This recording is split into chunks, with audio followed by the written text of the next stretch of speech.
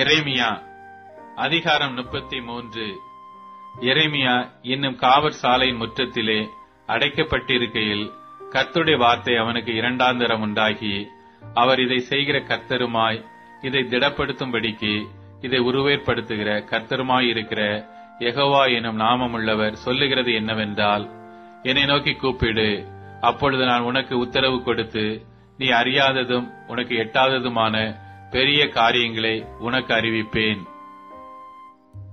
எதிர்கொத்தலங்களினாலும் பட்டயத்தாலும் இடிக்கப்பட்டவைகளாகிய இந்த நகரத்தின் வீடுகளையும் யூதா ராஜாக்களின் வீடுகளையும் குறித்து இந்த நகரத்தின் எல்லா பொல்லாப்பின் நிமித்தமும் நான் என் முகத்தை மறைத்தபடியினாலே என் கோபத்திலும் உக்கிரத்திலும் வெட்டுண்ட மனுஷ பிரேதங்களினாலே அவைகளை நான் நிரப்பும்படியாகவே அவர்கள் கல்தேயரோடு யுத்தம் பண்ண போகிறார்கள். இதோ நான் அவர்களுக்கு சௌக்கியமும் ஆரோக்கியமும் வரப்பண்ணி அவர்களை குணமாக்கி அவர்களுக்கு பரிபூரண சமாதானத்தையும் சத்தியத்தையும் வெளிப்படுத்துவேன். நான் யூதாவின் சிறையிருப்பையும் இஸ்ரவேலின் சிறையிருப்பையும் திருப்பி முன் இருந்தது போல அவர்களை கட்டுவித்து அவர்கள் எனக்கு விரோதமாய் குற்றம் செய்த அவருடைய எல்லா அக்கிரமங்களுக்கும் அவரை நீங்களாக்கி சுத்திகரித்து அவர்கள் எனக்கு விரோதமாய் குற்றம் செய்து எனக்கு விரோதமாய் துரோகம் பண்ணின அவர்களுடைய எல்லா அக்கிரமங்களையும் மன்னிப்பேன். நான் அவர்களுக்கு செய்யும் நன்மையை எல்லாம் கேட்கப் போகிற பூமியின் எல்லா ஜாதிகளுக்கு முன்பாக அது எனக்கு மகிழ்ச்சியுள்ள கீர்த்தியாயும் புகழ்ச்சியாயும் மகிமையாயும் இருக்கும். நான் அவர்களுக்கு அருளிச் செய்யும் எல்லா நன்மை நிமித்தமும் எல்லா சமாதானத்தின் நிமித்தமும் இவர்கள் பயந்து நடுங்குவார்கள் என்று இஸ்ரவேலின் தேவனாகிய கர்த்தர் சொல்லுகிறார்.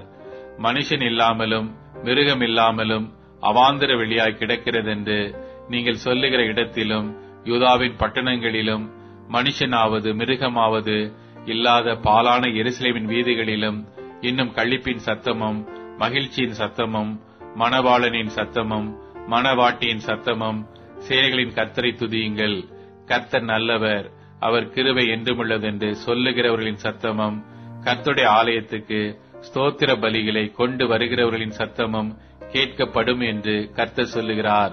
அவர்கள் முன்னிருந்தது போல் இருக்கும்படி தேசத்தின் சிறையிருப்பை திருப்புவேன் என்று சேனைகளின் கர்த்தர் சொல்லுகிறார். மனுஷனும் மிருகமும் இல்லாமல் அவாந்தர வெளியாய் கிடக்கிற இவ்விடத்திலும் இதற்கடுத்த பட்டணங்களிலும் ஆட்டு மந்தையை மேய்த்து மடக்குகிற மேய்ப்பர்களின் தாபரங்கள் உண்டாயிருக்கும் என்று சேனைகளின் கர்த்தர் சொல்லுகிறார்.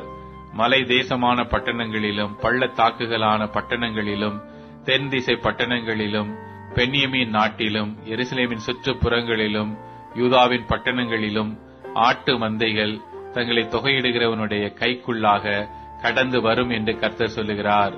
இதோ நாட்கள் வரும் என்று கர்த்தர் சொல்லுகிறார்.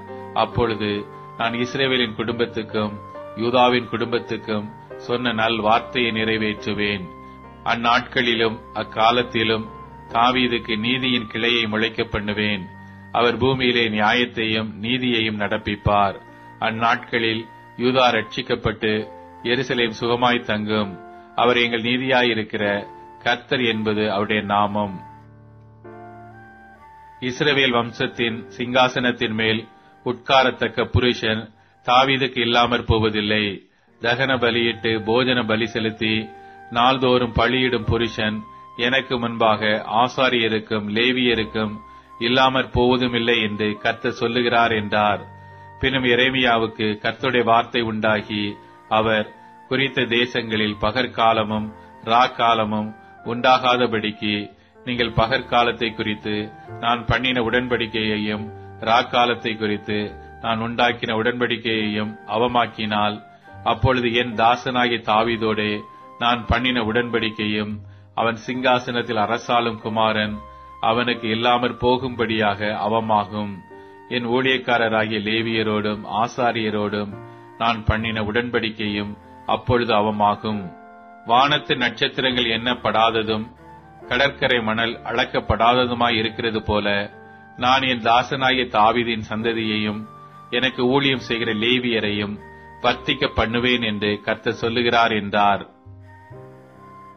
பின்னும் எரேமியாவுக்கு கர்த்தருடைய வார்த்தை உண்டாகி, அவர் கர்த்தர் தெரிந்து கொண்ட 2 வம்சங்களையும் வெறுத்து போட்டார் என்று இந்த ஜனம் சொல்லி தங்களுக்கு முன்பாக என் ஜனம் இனி ஒரு ஜாதி அல்லவென்று அதை தூஷிக்கிறார்கள் என்பதை நீ காண்கிறதில்லையோ? வானத்துக்கும் பூமிக்கும் குறித்திருக்கிற நியமங்களை நான் காவாமல் பகற்காலத்தையும் ராக்காலத்தையும் குறித்து நான் பண்ணின உடன்படிக்கை அற்று போகிறது உண்டானால், அப்பொழுது நான் யாக்கோபின் சந்ததியையும் என் தாசனாகிய தாவீதின் சந்ததியையும் தள்ளி, நான் ஆபிரகாம், ஈசாக்கு, யாக்கோபு என்பவர்களின் சந்ததியை ஆளத்தக்கவர்களை அதிலிருந்து எடுக்காதபடிக்கு வெறுத்து போடுவேன். அவர்களுடைய சிறையிருப்பை நான் திருப்பி அவர்களுக்கு இறங்குவேன் என்று கர்த்தர் சொல்லுகிறார் என்றார்.